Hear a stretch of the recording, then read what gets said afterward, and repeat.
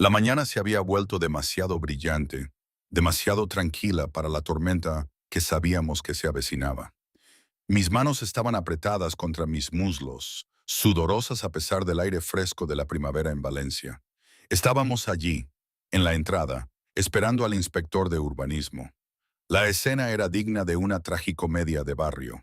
El oficial, don Francisco, con su portapapeles y una expresión tan neutral que te hacía dudar si sentía algo. Y al otro lado de la acera, José, mi vecino, con esa sonrisa petulante que solo podía significar que había reservado los asientos de primera fila para lo que él esperaba que fuera mi fracaso más estrepitoso. Señor Méndez, dijo el inspector, su voz monótona cortando el silencio tenso. Tenemos un informe de ruido industrial y ventas comerciales en una zona residencial. Mi taller, mi santuario, mi vida, permisos los tenía. Siempre fui meticuloso con eso. Mi taller tiene licencia, señor. Dije con la calma que apenas podía mantener. No hay venta al por menor aquí. Las citas son fuera y yo fabrico muebles a medida. Es carpintería, no una fábrica ruidosa. José no pudo contenerse. Miente, tiene un negocio ahí atrás. Una página web, entregas caras. Está montando una fábrica, se lo digo yo. La pluma del inspector flotó sobre el papel, un presagio. En ese momento, sentí un escalofrío por la espalda, una punzada de pánico que intenté ahogar. Todo mi mundo, mi orden, mi rutina. ¿Cómo había llegado a esto? A veces me pregunto si todo empezó con esa lluvia, o si fue antes, mucho antes, con una vida construida sobre la premisa de que todo era controlable, medible, como la madera bajo mis herramientas. No lo recuerdo exactamente. Fue un martes o un miércoles de hace unas semanas. La lluvia, eso sí, era torrencial.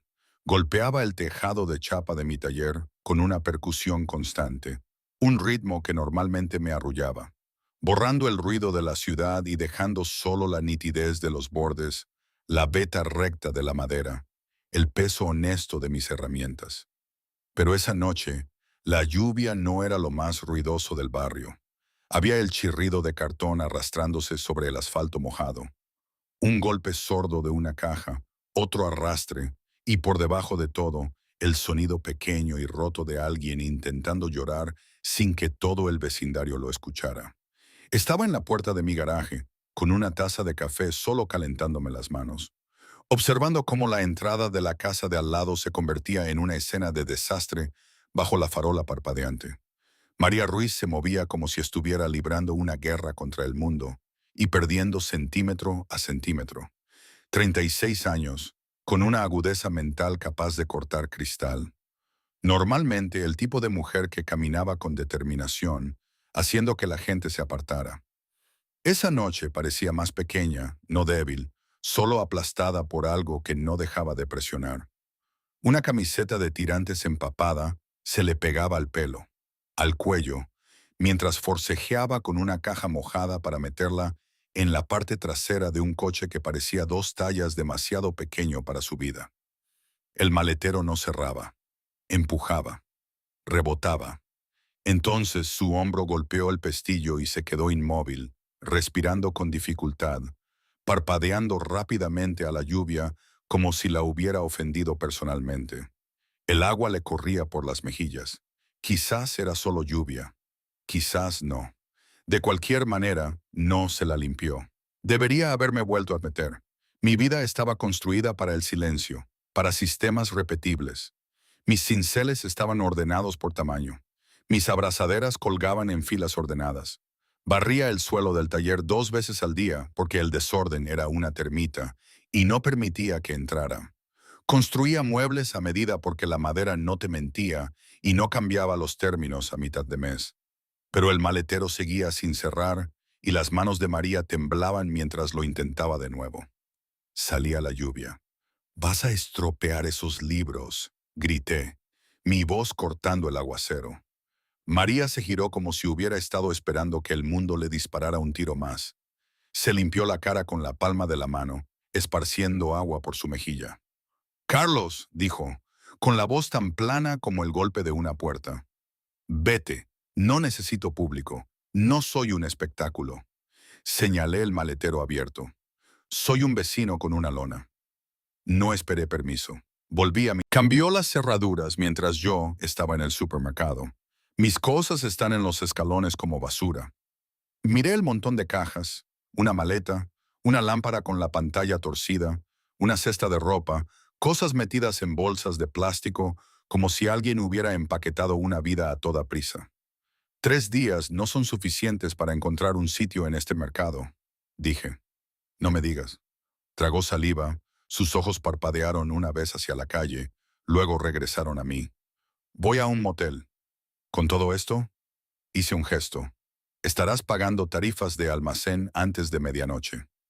Sus dedos se curvaron alrededor del borde de una caja con la fuerza suficiente para deformar el cartón. No tengo elección, Carlos. Las palabras salieron de mi boca antes de que pudiera medirlas. Podrías mudarte conmigo, dije como si fuera una broma que no tenía que asumir. Tengo suelos secos y demasiados metros cuadrados. Se quedó inmóvil. La lluvia goteaba de la punta de su nariz. Sus ojos buscaron en mi rostro el chiste que yo no había escrito. ¿Qué? Dijo, y no había ni una pizca de risa en ello. Buenas noches, Carlos. Se subió al coche, cerró la puerta de golpe y las luces traseras desaparecieron por la calle. Me quedé bajo la lluvia por un largo segundo con la lona colgando de mi brazo, sintiéndome como un idiota que había ofrecido un salvavidas y olvidado comprobar si sabía nadar. Cuando volví a entrar, el silencio no era pacífico, era pesado. A la mañana siguiente, la lluvia cesó y el mundo olía a asfalto mojado y ozono. Estaba en el taller, pasando madera de nogal por la cepilladora cuando llamaron a la puerta lateral. Corto, preciso, como si la persona al otro lado no creyera en desperdiciar movimientos. Apagué la máquina. El silencio repentino se precipitó. María estaba en el umbral, el pelo húmedo, una gabardina sobre su atuendo de ayer, una taza de viaje cerrada agarrada en la mano, como si fuera lo único cálido en lo que confiaba. El temblor en sus dedos agitaba el café dentro de la tapa. Sus ojos no dejaban de mirar la calle, esperando que una figura familiar apareciera de la nada. ¿Era una broma?, preguntó. Me sequé las manos en un trapo, ganando medio segundo. ¿Qué era una broma anoche? Ella no parpadeó. ¿Lo de mudarme contigo era una broma o una oferta? Mis instintos empezaron a dibujar líneas rojas en mi cabeza. Complicación, riesgo, personas temporales rompían rutinas permanentes. Pero María seguía allí, la barbilla levantada como si prefiriera ahogarse en el orgullo que preguntar 2 veces. El estudio de invitados está vacío, dije. Ahora mismo es un almacén, madera y acabados. No es un hotel. No necesito un hotel. Su agarre se apretó en la taza. Necesito una puerta que cierre y un casero que no sea José. Cobro alquiler, dije, tanteando los límites. Yo pago alquiler, replicó. Precio de mercado, o la mitad del precio de mercado, dije, y cocinas 3 noches a la semana. Sus cejas se alzaron. ¿Perdón? Como comida para llevar sobre el fregadero, dije. Es deprimente. Tú cocinas comida de verdad. La huelo por encima de la valla. Ese es el trato. Por primera vez, las comisuras de su boca se contrajeron. No era una sonrisa, pero algo que decía que había encontrado una fisura de normalidad en el desastre. Trato hecho, dijo. A mediodía su vida estaba en mi salón, y a última hora de la tarde, el acuerdo dejó de sentirse como una broma, y empezó a parecer una mudanza a gran escala. Una camioneta negra rodó por mi entrada, como una cuadrilla de mudanzas con latido propio. La caja estaba cargada de cajas, una cesta de ropa llena de toallas, un edredón doblado y una almohada rosa que no tenía nada que hacer cerca de mi espartana casa. María bajó del lado del pasajero y se encontró con mis ojos por encima del portón trasero.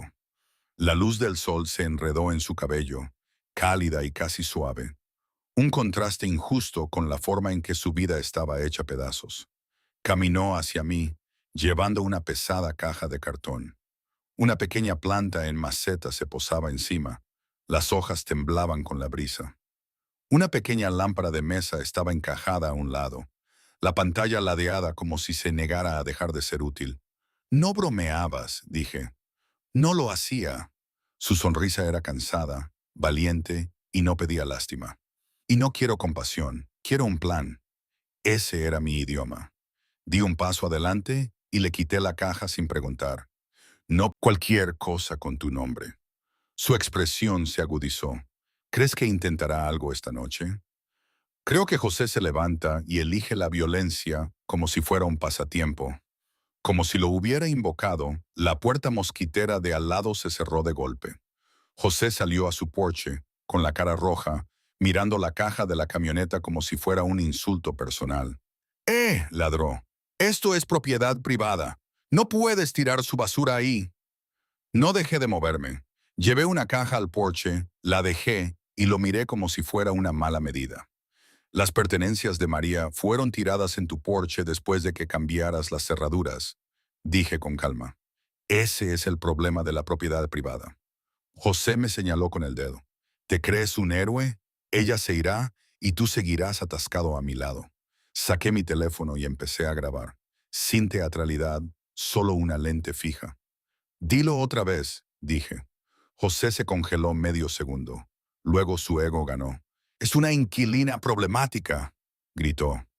Y tú estás dirigiendo un taller ilegal ahí atrás. Una llamada al ayuntamiento y ya está. Ya tiene permiso, dije. Pero gracias por recordarme que te gustan los rastros en papel. María se puso a mi lado. No se encogió. No se disculpó por existir. Miró a José como si fuera una mancha que no se había dado cuenta del limpiador. ¿Vuelves a tocar mis cosas? Dijo con voz fría. Y pido una orden de emergencia. Tengo fotos del cambio de cerradura y mensajes con fecha y hora. Los ojos de José se dirigieron al teléfono en mi mano. Su boca se movió. No salió ningún sonido. Vete dentro, José, dije. Hemos terminado. Escupió en el césped y volvió furioso a su casa. Cuando desapareció, María exhaló como si hubiera tenido sus pulmones de rehenes. ¿Lo grabas todo? Dijo, más suave. Construyo cosas, respondí. También documento amenazas. Su mirada cayó a mis manos, serrín bajo las uñas, nudillos firmes. Carlos, dijo, y esta vez había respeto en ello, sin reservas. Gracias. No lo hice dulce, no lo hice romántico.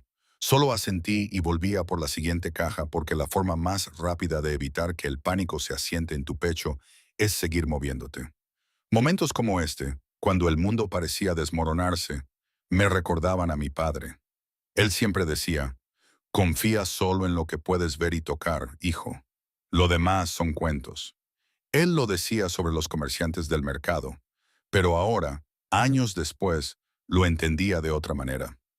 El orden en mi vida, la meticulosidad con cada proyecto de madera, era mi propia forma de aferrarme a lo tangible, de evitar los cuentos que podían desbaratarlo todo.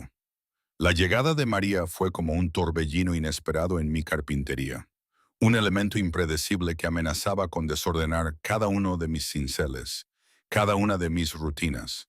Y lo más extraño de todo es que, a pesar del caos, una parte de mí no quería que se fuera. La primera colisión no fue romántica, fue logística. Mi dúplex estaba diseñado para una persona, yo. El estudio de invitados estaba conectado a la casa principal por un cuarto de lavado compartido y un pasillo estrecho que normalmente mantenía cerrado como una puerta entre dos mundos. Llegué a casa a las 6, cubierto de serrín, y encontré a María de pie en el estudio de invitados con las manos en las caderas, mirando el armazón de la cama como si la hubiera insultado. Chirría, dijo. Funciona, respondí, agarrando una botella de agua de la nevera. Carlos, si me doy la vuelta, suena como un accidente de tren. Se frotó la frente. Tengo una llamada con un cliente de Tokio a las 4 de la mañana. No puedo tener un accidente de tren de fondo. Miré el armazón de metal barato que había comprado de segunda mano para emergencias. La parte de mí que no podía ignorar una viga astillada se despertó por completo. «Muévete», dije. Fui al garaje y volví con un taladro, una llave de tubo y lubricante de grafito. Me puse de rodillas y empecé a apretar los tornillos con una concentración metódica. María estaba demasiado cerca. Podía oler su perfume, vainilla y papel viejo. El olor no pertenecía a mi cerebro de taller y mi pulso no le importaba. 10 minutos después, me eché hacia atrás. Pruébala. Ella se sentó. Rebotó. Silencio. Sus ojos se elevaron a los míos, la sorpresa suavizando su boca. Eres muy mañoso. Construyo muebles, dije. Sería vergonzoso si no lo fuera. Por lo de Tokio. Cierto. Volví a mi lado de la casa con el corazón latiendo un ritmo que no tenía nada que ver con la carpintería. A los 3 días estaba en mi cocina. No en la cocina de invitados, en mi cocina. Encimera de granito, buenos cuchillos, todo en su sitio. Los ingredientes estaban esparcidos por la encimera como un mapa de guerra. Lima, cilantro, un bol de cebolla picada, una sartén ya calentándose. Violación de límites, dije, apoyándome en el umbral. La cocina del estudio apenas hierve agua, replicó sin levantar la vista. Su cuchillo golpeaba la tabla con golpes limpios y precisos. Y tú dijiste, yo cocino. No reescribas el trato. Me refería a cosas sencillas. Miré el despliegue. Esto parece un evento. Son tacos, Carlos. Siéntate. Me senté porque mi cuerpo hacía eso de obedecer una voz que sonaba como si esperara sumisión. Trabajaba con concentración, eficiente, precisa. Las gafas de lectura de tamaño extra grande no dejaban de resbalarle por la nariz. Y cada vez que se las subía con el dorso de la muñeca, algo en mi pecho se apretaba de una manera que no tenía por qué ser verdad.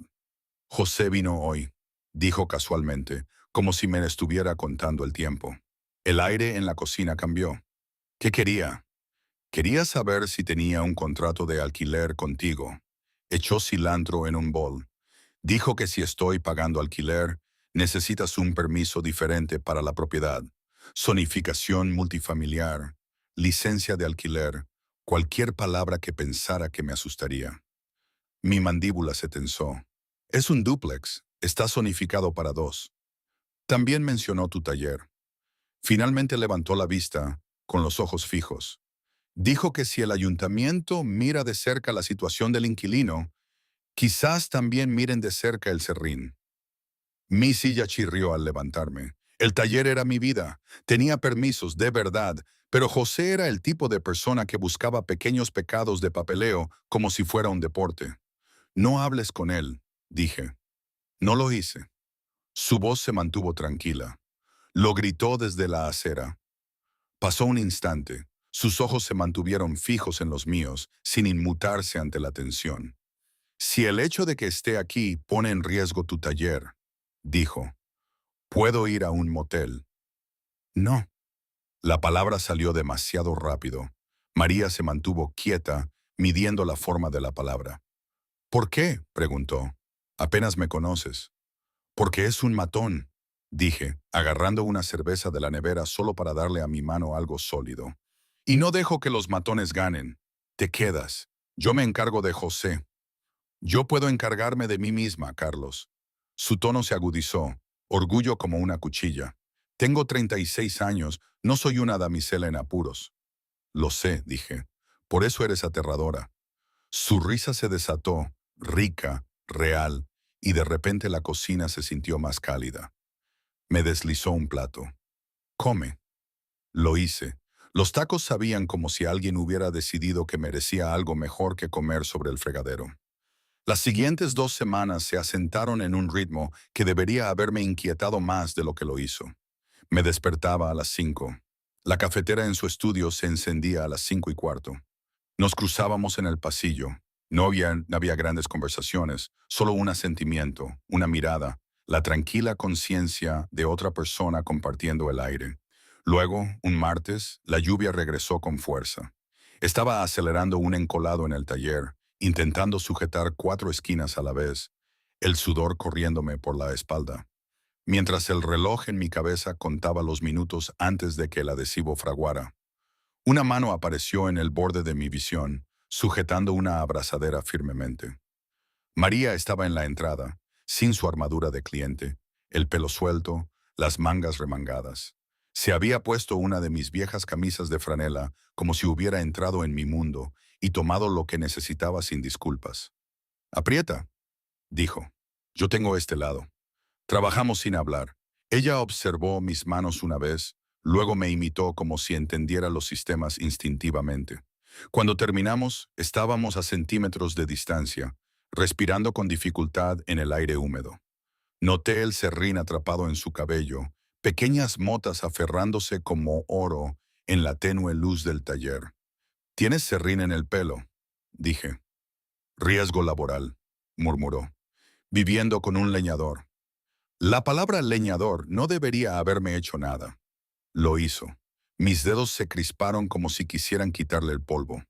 Mantuve las manos. Fui al taller y saqué una tabla de arce de borde vivo que había estado guardando para un proyecto futuro. La cepillé, la lijé hasta que quedó sedosa, le puse patas de horquilla. Antes del amanecer, mientras la ducha corría y el vapor empañaba la ventana del baño, llevé el escritorio terminado a su estudio y lo cambié por la mesa plegable. Esa tarde, después de volver con el serrín aún pegado a mis antebrazos, vi una nota en la encimera. Sin palabras, solo un pequeño corazón dibujado con líneas apretadas y cuidadosas. La veta de la madera transformada en algo suave. Lo pegué en mi nevera como si fuera un recibo de algo que no podía devolver. El aviso llegó un viernes. Estábamos riendo de verdad. María describiendo a un cliente que quería un logo que pareciera el sonido de un delfín y yo ahogándome con mi cerveza porque mi cerebro intentó imaginarlo y falló. El timbre de la puerta interrumpió el momento. Un mensajero estaba en el porche con un sobre rígido. «Carlos Méndez». «Sí, firme aquí». Firmé. Lo abrí. Violación del Departamento de Urbanismo de la ciudad. Operación de una empresa de fabricación comercial en una zona residencial sin permiso. Cese de operaciones en 48 horas pendiente de inspección. Las huellas dactilares de José no estaban en el papel, pero podía sentirlas de todos modos. María se puso detrás de mi hombro, leyendo por encima de mi brazo. Su aliento se detuvo una vez. «Esto es por mí», dijo, con la voz tensa. Vio el coche, vio la mudanza. «No importa», dije, pero mi boca sabía a metal. «Tengo encargos que entregar la semana que viene. Si cierro, pierdo los contratos. Si pierdo los contratos, no pago la hipoteca». «Puedo arreglar esto», dijo rápidamente. «Haré una maleta. Iré a decirle a José que me he ido». «Eso no detendrá la inspección», espeté, y la brusquedad cortó demasiado profundo. La vi encogerse como si hubiera lanzado algo. El arrepentimiento me golpeó inmediatamente. Me pasé la mano por la cara. «Lo siento». María se quedó callada, los ojos fijos en el aviso, como si pudiera hacerle un agujero. «El taller lo es todo», dije más suave. «Lo sé», respondió. Y la forma en que lo dijo no era lástima, era comprensión, del tipo que no te pedía que fueras menos. Nos quedamos en la cocina como dos personas viendo una tormenta formarse. Luego levantó la cabeza. «¿Cuál es tu plan?» Volví el papel, escaneando la información de contacto como si fuera un plano. «Le haremos frente», dije, «pero lo haremos limpiamente». Su mirada se mantuvo en la mía por un instante, firme, esperando. Di un paso más, el calor y la adrenalina mezclándose con el miedo hasta que la distancia entre nosotros se sintió como un error. Mi mano fue a su cintura. No tiré. No la atrapé. Hice una pausa lo suficiente como para sentir su inhalación, para ver sus dedos levantarse hacia mi pecho como si ya hubiera elegido. Luego la atraje. Jadeó. Las palmas de las manos se aplanaron en mi camisa. Y cuando la besé, ella me respondió. Feroz, presente, sus manos se deslizaron para enredarse en mi pelo, sujetándome como si no fuera a ninguna parte. Cuando me separé, nuestras frentes se tocaron. Su aliento era cálido contra mi boca. «Quédate», dije, con la voz ronca. Los labios de María rozaron los míos de nuevo. Una respuesta antes de las palabras. «Vale», susurró. A la mañana siguiente, me despertó un movimiento y el suave clic de unas teclas. La puerta de María estaba entreabierta. Las luces se derramaban por la grieta. Caminé por el pasillo y me detuve en seco. Estaba en el nuevo escritorio, el portátil abierto, los hombros cuadrados, la mandíbula tensa. En su pantalla, un portal de registros del ayuntamiento, documentos escaneados en PDF, una página de búsqueda de sociedades limitadas, una cadena de correos electrónicos. Hacía clic entre pestañas como una mujer acostumbrada a tirar de los hilos hasta que la tela se rompía. En una ventana, un contrato de administrador de propiedades. En otra, una plantilla de factura titulada Diseños de Interiores María Ruiz. En otra, un PDF del código de zonificación con secciones resaltadas y notas al margen. El extractor del baño se encendió. Un minuto después, oí su voz a través de la delgada pared, baja, el video del porche, fotos de las pertenencias de María en los escalones mojados, capturas de pantalla de sus mensajes con fecha y hora. Luego conduje a la imprenta 24 horas e hice copias en papel, porque el papel era más difícil de perder. De camino de vuelta, me detuve en la ferretería. Luces con sensor de movimiento, un kit de 2 cámaras, un cerrojo de acero para la puerta lateral. A medianoche, el patio lateral estaba iluminado como una pista de aterrizaje. Una cámara vigilaba la entrada, otra vigilaba la puerta del taller. El cerrojo encajó con una finalidad que podía sentir en mis huesos. Cuando entré, María estaba sentada en la mesa de la cocina con su portátil aún abierto, los ojos enrojecidos por la fatiga, pero ardiendo de concentración. Miró las nuevas luces a través de la ventana. ¿Las instalaste tú? Sí. ¿Y las cámaras? Sí. Sus hombros se relajaron un poco, como si el mundo se hubiera vuelto menos afilado en los bordes. No tenías por qué hacerlo, murmuró. No lo hago porque tenga miedo, dije, y luego dejé que la verdad se posara donde debía. Lo hago porque no dejo que nadie amenace lo que es mío. Y ahora mismo, José está intentando quitarme mi taller y tu paz al mismo tiempo. María me miró por un largo momento. Luego asintió una vez. Aceptación, no gratitud. Vale, dijo. Entonces pelearemos como adultos. El día de la inspección, un martes por la mañana, llegó brillante y demasiado calmado, como ya dije.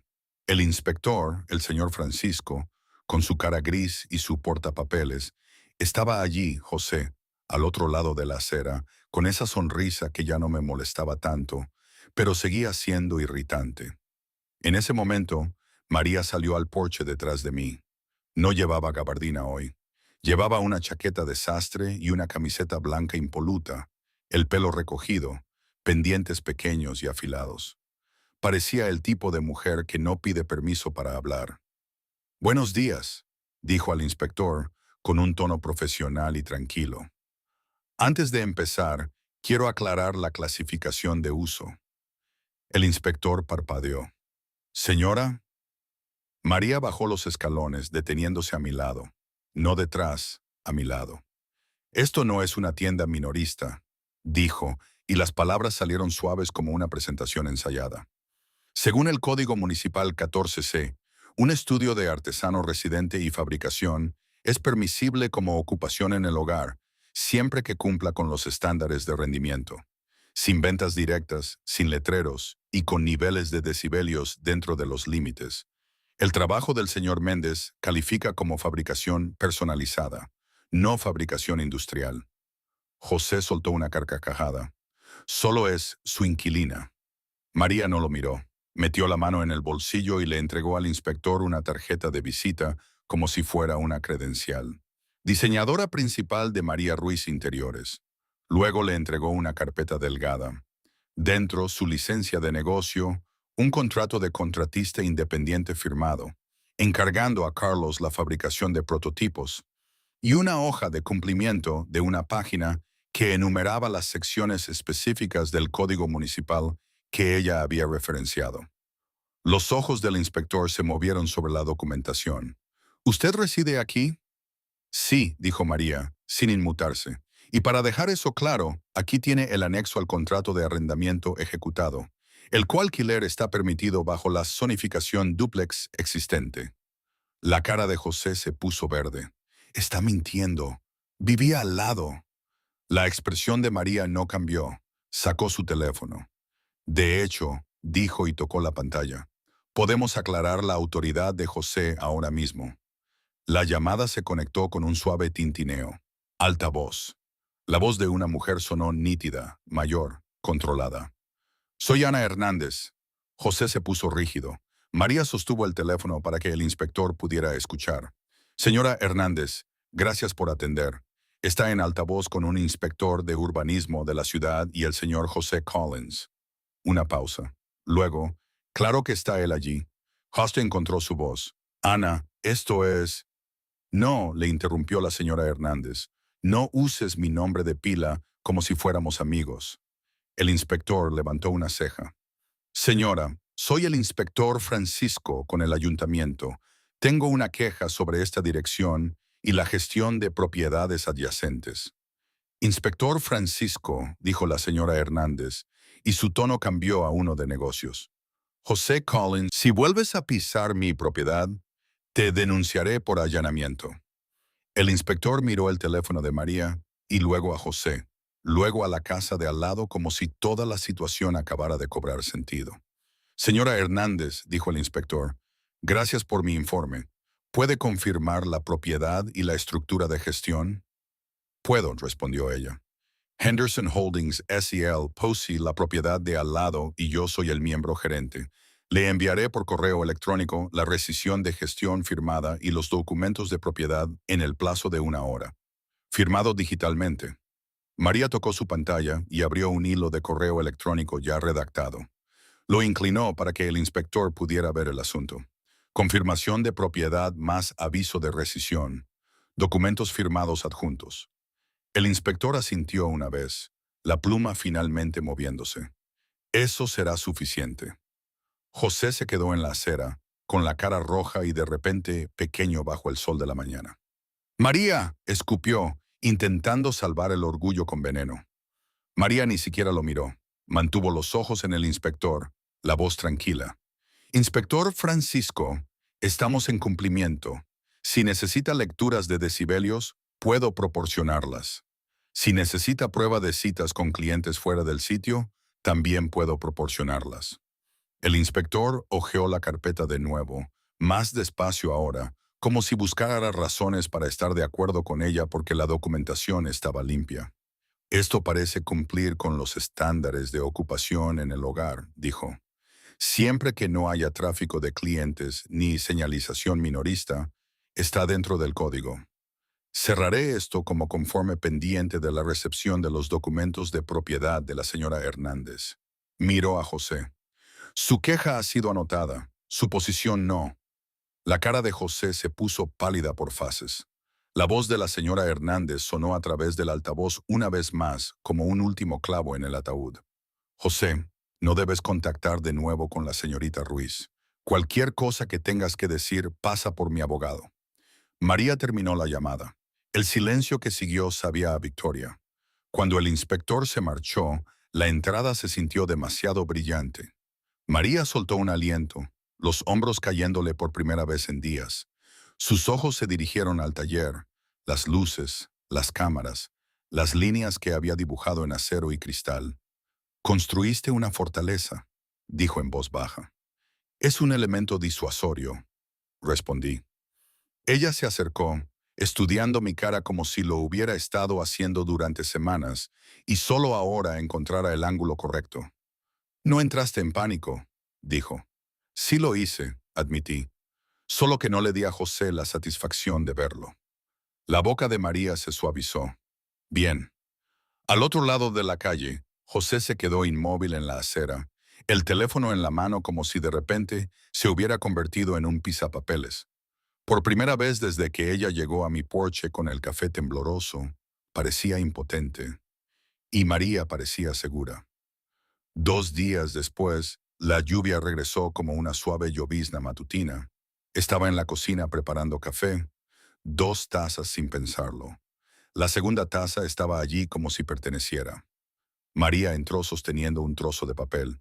Su pelo aún estaba húmedo y llevaba una de mis camisas de franela como si siempre hubiera sido suya. Rechacé la oferta, dijo. Mi estómago se encogió. ¿Qué oferta? La señora Hernández me ofreció mi lugar de vuelta, dijo María. El mismo alquiler antiguo, 12 meses, disculpa formal.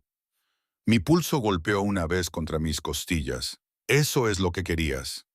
Lo era, dijo, y su voz no transmitía triunfo, transmitía decisión. Deslizó el papel por la isla. Un contrato de alquiler, no para el estudio de invitados, para toda la casa, coarrendatarios Carlos Méndez y María Ruiz. Miré la página hasta que las letras se agudizaron en significado. Mis dedos se cernieron sobre ella, sin tocarla aún, como un hombre que se acerca a una superficie caliente. No quiero ser tu inquilina, dijo María. Y no quiero ser tu jefa. Quiero ser tu socia en el alquiler, en las facturas, en las decisiones. La cocina estaba lo suficientemente tranquila como para que pudiera oír la lluvia golpear la ventana y el suave zumbido del frigorífico. Cogí el bolígrafo de la encimera. El cuerpo de plástico se sentía cálido por la habitación. La punta se encontró con el papel con un pequeño rasguño, un roce contra la fibra, y mi mano se detuvo al borde de mi nombre. Durante años había medido la seguridad por... La miré de verdad, viendo cada noche de cansancio, cada mandíbula apretada, cada elección firme que había tomado cuando hubiera sido más fácil huir. ¿Estás segura?, pregunté. María se acercó hasta que el olor a vainilla y lluvia llenó mi espacio. No hago cosas temporales, dijo suavemente. Ya no. Le tendí la mano, yendo hacia su cintura lo suficientemente lento como para que se inclinara por sí misma. Lo hizo. Sus dedos se curvaron alrededor de la parte de atrás de mi cuello, como si hubiera encontrado el lugar que había estado buscando. ¿Significa esto que tendré que arreglar tus muebles de IKEA para siempre?, murmuré, la voz ronca con una sonrisa que no podía ocultar. La risa de María fue tranquila y cálida. Lee la letra pequeña, carpintero. Es un contrato de por vida. Bien, dije. La besé, con firmeza, con certeza y merecidamente. Ella me devolvió el beso como si la palabra hogar hubiera encontrado finalmente un cuerpo. ¿Y hoy qué te diría? ¿Creéis que lo que pasó fue lo correcto?